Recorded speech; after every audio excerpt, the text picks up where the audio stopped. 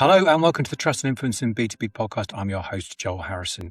Now, almost anyone can be seen these days. A post, a panel, a personal brand, visibility is on tap. But being seen and being listened to are not the same things. And my guest today has done both. She has clear views on what it takes to turn a visible marketer into an influential one, and why trust is the currency that separates them. Archana Dhankar leads marketing across EMEA for cybersecurity company Proofpoint, and along the way has become a TEDx speaker, a LinkedIn top voice, and recognized authority on AI in marketing.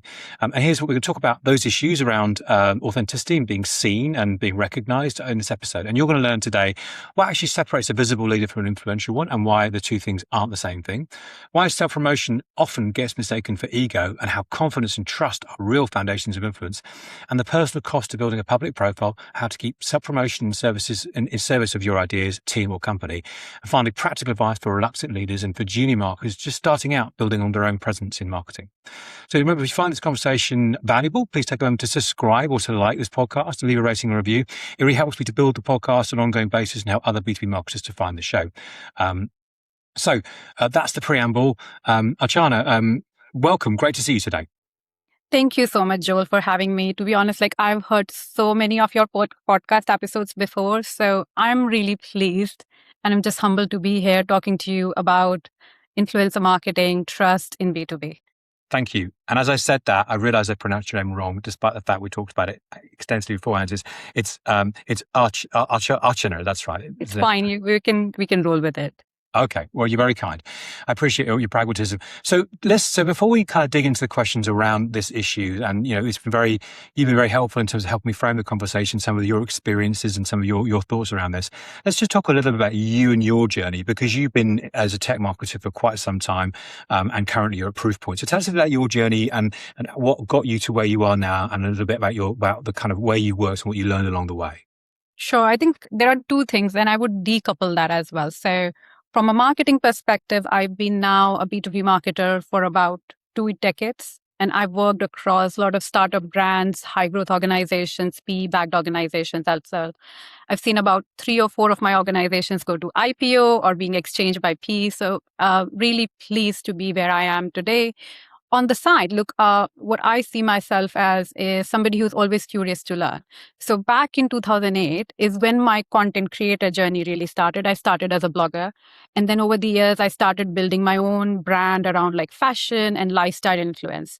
And somewhere between that, I realized that I'm using it to share more about my personal side, but I'm not using that experience to talk about the marketing, the core profession that I'm in. And that was actually the harder part. Because when you start to talk about your profession, you also risk, or you think about the judgment from your peers, from your organization, your colleagues, etc. So that took a little while. And but since I've started sharing it, all the content that I've created around on LinkedIn, around B2B marketing, I think people have started coming back to me. There's a lot of influx of positivity that comes back, and that's what keeps me motivated. And rest is history. That's great. It's a lovely summary. And I think it's great that I feel like we kind of have so personality compartments, don't we, that we keep ourselves in and we don't let those things overspill. But actually, I know that in LinkedIn, for example, you ever see somebody post something very personal about themselves, it gets so much traction, much more traction than it does if you post something, another AI orientated update. So I can completely see how that would have worked. So I'm really fascinated to try to dig into that story over the course of this conversation. So thank you very much for that brilliant setup. So let's just talk about, so I think a kind of premise for this, obviously the podcast called Trust and Influence in B2B. And so, those two words are synonymous with leadership. And I think that's what I want to dig into here today. So plenty of leaders are visible without necessarily being influential. So in your view, what actually separates those two things? I think, so when you look at visibility and influence, there are two different things. Visibility intent is all about being seen, being talked about, here I am, look at me.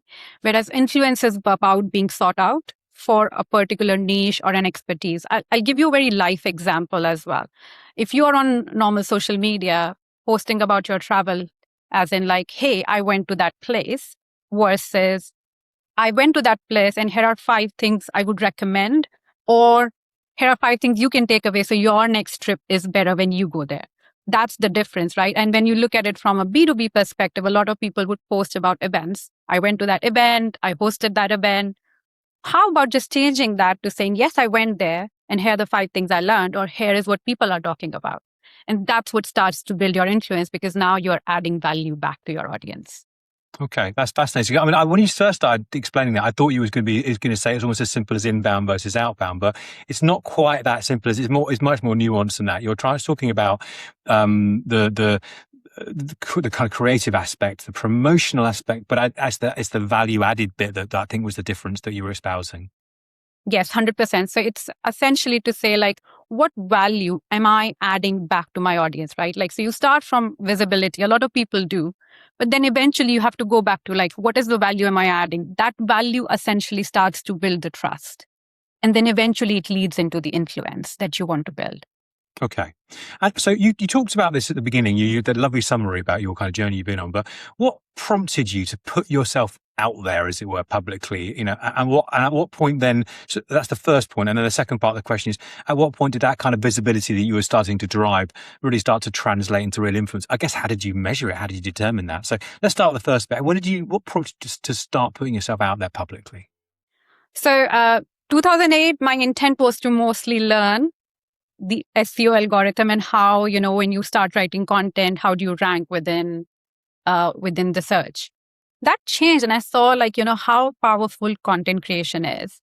At that point, I think there were very few founder-led brands, to be honest, but I wanted to create a founder-led brand in fashion and lifestyle. That was like where I was, because by 2011, I'd worked for a lot of startups. I was young, energetic, enthusiastic. And I actually went on and created my own startup in fashion e-commerce. I did that for a couple of years, and that was how I started putting myself out there into fashion and lifestyle content creation. Now, back here, obviously, I'm right now full-time in B2B marketing. I thought I've gained a lot of expertise of how to do that for my own brand, for my own products. Why not use that for marketing? Because at some point, you have to choose and decide what you want to do, right? Like, you're on 2 paths in your life, and you say, like, I've actually posted about this today on LinkedIn, which is essentially the strategies about what you don't need to do. You have to cut some things out of your life. So I said, okay, well, you know what? I'm going to give my 100% to marketing. And that's when I started doing more content creation around marketing and B2B. In fact, one of my biggest learning moments was also when I took the learnings I had from content creation and B2C influencer marketing. And I did my MBA dissertation around how to create B2B influencer marketing and influence and authenticity. So that really helped me solidify what was missing in this industry. We've had many years when we say this is the era, this is the time of B2B influencers. I think LinkedIn has started to pick it up. Obviously, it's still not as big as what you would see on Instagram or B2C. But I think in last few years, we have really changed the dial and people are tuned more into that content. Now, I think there was a second conversation as Let me pause there because I think one of the things you said that was fascinating because it reminded me of a conversation. I did a video with Shane Redding, who is a very well known influencer, or she wouldn't describe her as such in B2B. She's a consultant, and I said, how do you recruit? Where should B2B firms find great marketers from? And she said, it's easy. You look for someone with a side hustle. Right. And so in some respects, that's exactly you, right? That's what you've done there. You were doing your lifestyle fashion activities, and that gave you the confidence and the skills to actually be a better marketer in at least those respects. So I think that really beautifully aligns. So I wanted to flag that. I think that's fascinating. Do you recognize that as a kind of a sense of a side hustle, or at least a set of experiences and outside of marketing enriches your marketing credentials? 100%. I think I've hired some great team members, and I've always seen like people who've had side hustles and done something outside, whether you have a lot of transferable skills that you can bring in, right? Like, so I've learned a lot of transferable skills, a lot of other things that I might not have learned if I was just doing my 9 to 5. Okay, fascinating. That's great. So the second part, as you said, Jess, there's a two-parter question. So second part was, at what point did that visibility that you were starting to cultivate start to translate into real influence? How did you know when that was happening? What was it, a feeling? Did you have hard metrics? What was it like? I think that you get to see it in different forms, right? Like, I don't measure just the follower count, which people are really obsessed with, right? Like the follower count, the likes, the things that are visible. People talk about it. They over rotate and orchestrate their post for likes. Now, when you look at maybe a B2C organization or a B2C content, yes, the numbers need to be bigger. In B2B, for example, I've worked with a lot of brands and we say like even 100 views from the right target audience is good because we're talking to the right people. So in that terms, when you're looking at measures, yes, you could look at likes to say like, are people really engaging with it? The second stage is when the engagement from likes starts to convert into saves, which is where you actually start to see more authentic and meaningful engagement because now people find that as valuable. But the last bit is actually the outcomes. And the outcomes are essentially the inbound. You get to see people when you're in the rooms, they're talking about the conversation starts with, hey, I read this post of yours. And that was very insightful. The other one would be inbound people coming to you and saying, hey, what's your thought about this topic? Because I think you are really you understand this topic or you've got expertise in this topic. So I think, and that takes time to build. These are all three different phases that would eventually happen, but with consistency. The third doesn't happen before the first two, and you've not put the effort in.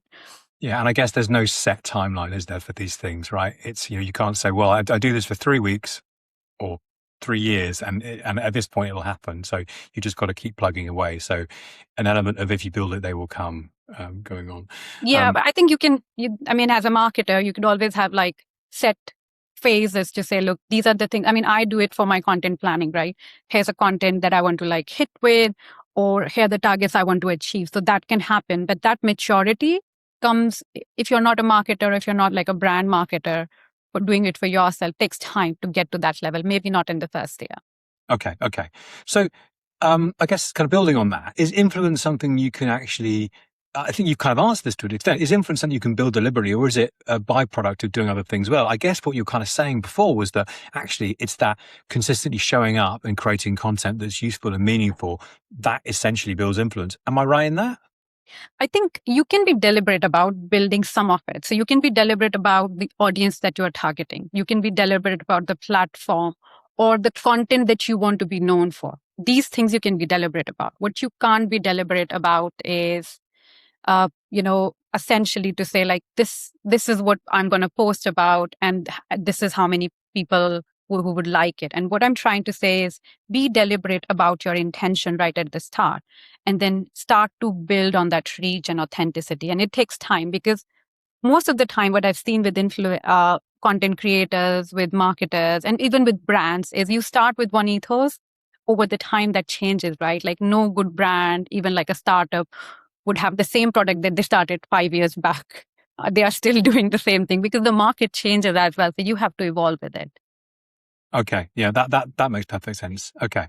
So I think thinking a bit further, right, I think one of the challenges I think I've seen historically with marketing leaders is that they're kind of misaligned or uncomfortable in the space that we're now increasingly moving into, this influencer space. And I think many marketing leaders inherently feel that self-promotion is about ego rather than business value.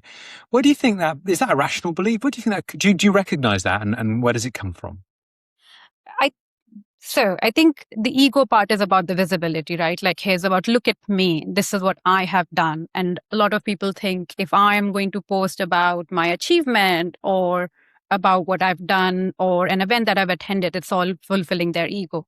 I think that's why what we talked about is we need to move from that needle to more value creation. A lot of times what I talk about as well, that in leadership, you do need to talk about achievements of your team, of your brand that you're representing 100%.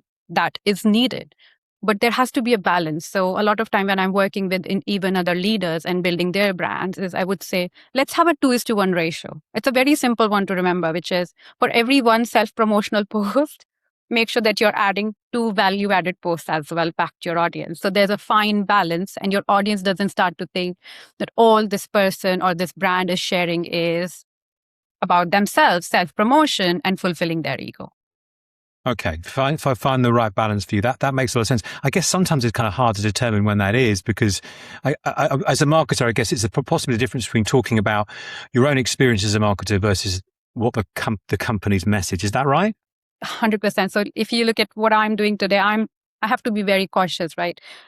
So I overthink sometimes about, am I not sharing anything confidential of what I'm doing at work? But at the same time, I'm representing a brand. right? And I'm also representing my own personal brand, which is built around the marketing, the B2B marketing and the AI in marketing. So I always keep a very fine balance from what I want to share from my organization versus what learnings I would share, which would resonate with my audience. I guess the challenge, that all makes perfect sense, but I guess the challenge with the root of the question is that I think most marketers are quite comfortable with the let's talk about the business objectives and goals.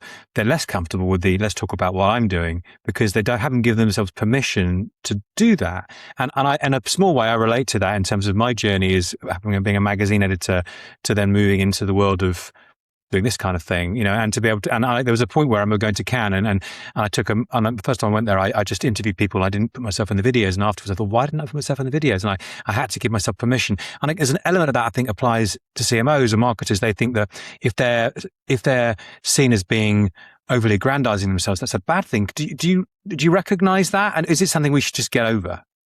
Yes, I think a lot. So I've had some great mentors, and one of my previous boss used to say, like, marketers are not good at marketing themselves. Like, even what you're doing, like you would. So yeah, you just have to, and it's not marketing at themselves. Like, I see what I'm sharing is about helping others as well. And I think that when you just say the aim is not to just self promote. The aim is to actually be really helpful with everything that I'm learning. I think it becomes easier to give yourself that permission. Absolutely. I remember, I don't know if you know of Jay Baer, who's a US speaker on the US circuit. He's a great guy, really, really great speaker. Well, his thing he was saying about 10 years ago is stop selling, start helping. And if you think in that mindset, it changes everything. It gives you permission to do things, to communicate in a certain way. I think that's the fundamental of B2B marketing, in my opinion. Stop selling, start helping. Yes. So let's talk about trust. How central is trust in all this, and how can a leader be genuinely influential without first being trusted by senior stakeholders in their teams? To be given the permission, not by yourselves this time, but by your stakeholders, by your boss, to go and perhaps start to blossom as an influencer. Yes. Trust is really the key when it comes to creating influence or anything else on a social platform. But the trust has to align on both sides. What I mean by that is you have to make sure that whatever you're promising is getting delivered, right? Like from a work day-to-day perspective, you need to show up as is in both the platforms. What you can't have is dual personality or not delivering to your commitments. So as long as you have that, where you are trusted by your organization, by your peers, and actually what you're saying on that platform is actually what you're also doing, that's when it changes. And it takes time. So the trust in real life at work you can build, but the trust that capitalizes over on a social platform takes a little longer because the consistency is going to build and compound over time. So that really is a very sensible response that resonates with me. I guess trying to dig into that level further, right? And about B2B marketing, we talk about the commercial marketer a lot, and it's the core message. I think it seems to resonate with people. You've got to be able to demonstrate your commercial deliverables for the organization. And if you're doing that, as to your point, you can then have the license to go and do other things. But is there a point where the influencer activities, where if a skeptic, right, at a senior level organization might never really understand what you're doing and why you're doing it, they're only ever going to see it as like kind of playing around on social media. Do you see what I mean with that? Are you ever going to be able to prove that value to those skeptics?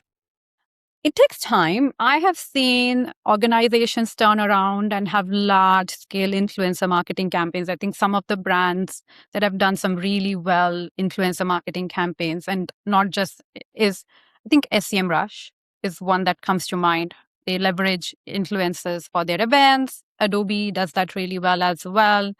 So I think there are brands who have started to understand this. And these are the brands who are not just B2C facing, right? They're B2B brands. So yes, it's building. I think it takes time. It takes for you to be able to commercially translate the value of that influencer marketing into the board or to the stakeholders that you need to. And you have to have a model, like what do people really care about? It cannot be about a fancy post. It has to be like, how do I turn this into a metrics, which is either registrations driven, would be for an event. How can it be turned into traffic driven? Or is it just for now, yes, we are going to test few things and see how this learning comes around for us. So Whenever we are doing something new, and this is not just for influencer marketing, I will say, what is the objective? Can we just make sure we have our KPIs right at the start? And then we measure that program on the set KPIs that we've set intentionally. Because what happens is a lot of time marketers go on this tangent of executing, and then start to put the goals right at the end. Yeah, I've seen that an awful lot. Or at least post Rash have this one set of goals and then reinvent them when it comes to reporting results. So, okay, fascinating stuff. So tell me about your journey, a bit more about your journey then. So how has being an influential leader actually benefited you in terms of your career and for the companies you've worked with? Are there any moments or a moment that stands out?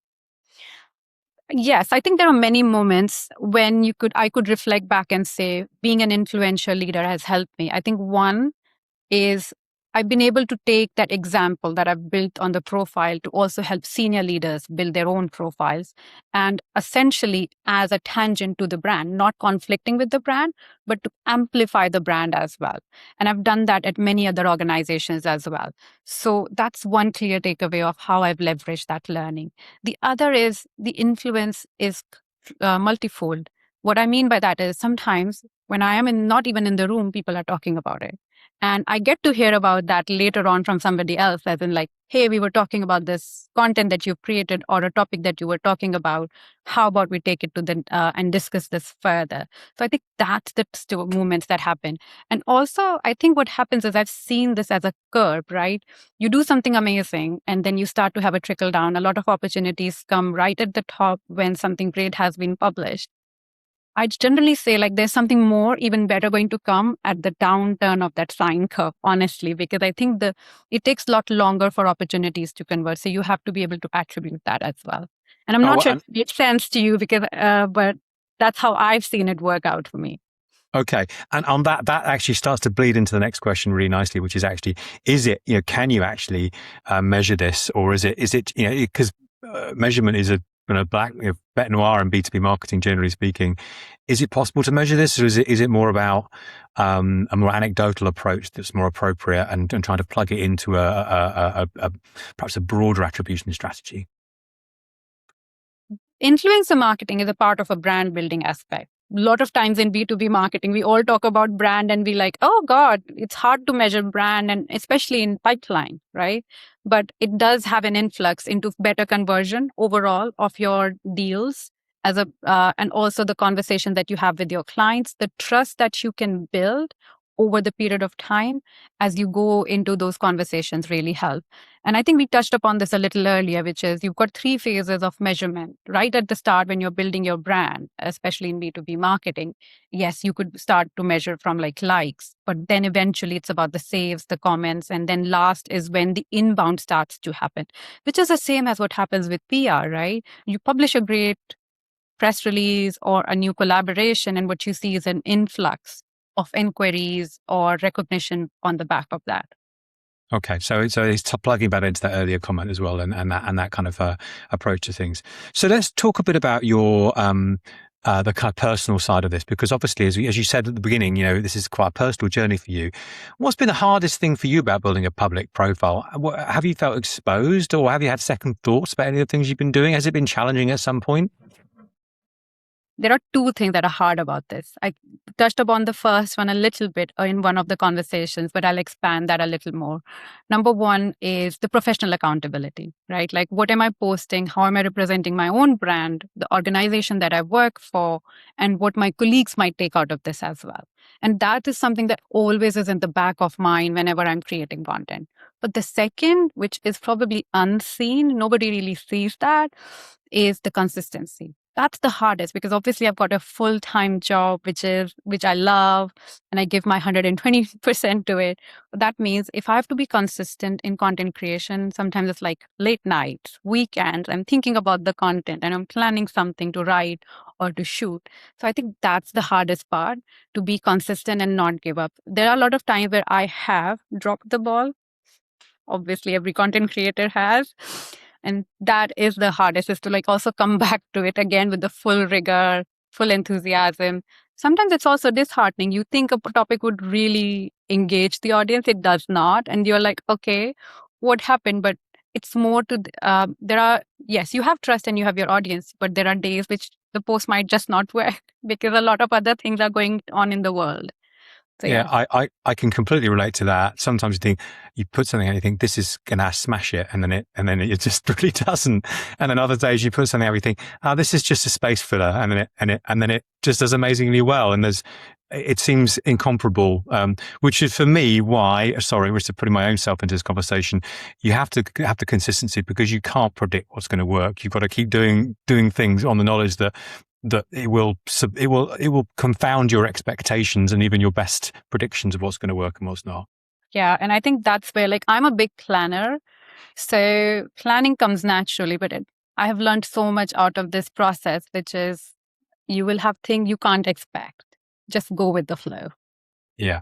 But be consistent, be regular, and commit, because you're not going to get anywhere by doing it for 3 weeks and then starting again and then losing heart. So, yeah. Okay. So just on that, back to that kind of theme around people who perhaps maybe feeling reluctant to do this, like they can see it happening, but they're just not feeling like it's themselves, or they don't feel like it's appropriate given the situation they're in. So they're reluctant to start down this journey of being an influential leader. Where do you suggest they begin if they want influence rather than just visibility in particular? So a lot of times what we are thinking about is, what do I post? Where do I start? What would be my first post? And then they're also thinking, well, like, maybe I'll figure out the first one, but I would definitely not figure out the third one. So I would say just think about naturally the things that people come to you for. What are those, your expertise? Because as we talked about initially, that you can talk about you can fragment or be intentional about your audience, but what you can't be intentional about is your expertise. That's natural, right? And that's where your influence will build, because influence will compound your expertise when you are thinking about writing something. In fact, you will start to learn a little more about it. Now you'd have to go and read about it, form an opinion on it. So I think that's where one has to start, which is, where are my expertise? What does my team come to me day in and day out for? What do I advise my clients daily for? And that's your content area. Just maybe think about those, start jotting down a week, all the thoughts that you guided people on, and hey, voila, you'd have a lot of content that you can write from. And I think there's always a danger of people who go, oh, I'd love to be as good as Archana is, but actually, it's taken you a long time to get to there. And I think, but actually the most important thing is just to start, isn't it? Because the first time you do something, the second time you do it will be better than the first time, and the third time will be better still. A risk of making a trite comparison. The thing I always remember struck me was do you remember the Volvo campaign of about 10 years ago with Jean-Claude Van Damme sitting on the trucks? There were two trucks reversing and he was doing the splits, and I still the boast my favorite B2B campaign ever.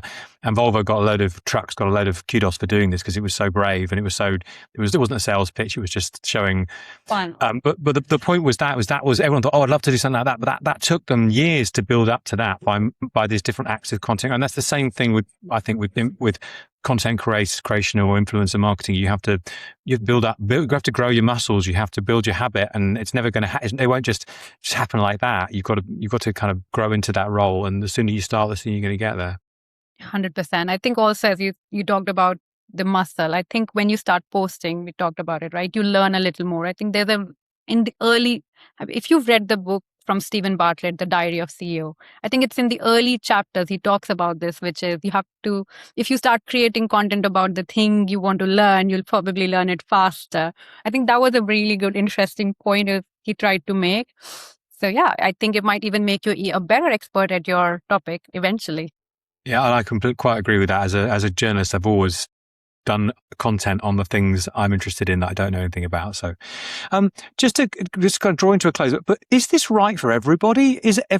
And should it be right for everybody? Are there some something where, look, it's just not going to be your thing, and your superpower as a marketing leader is probably not to do this. Is to maybe focus on other areas. Is that fair, or do you think everybody should just learn to do this?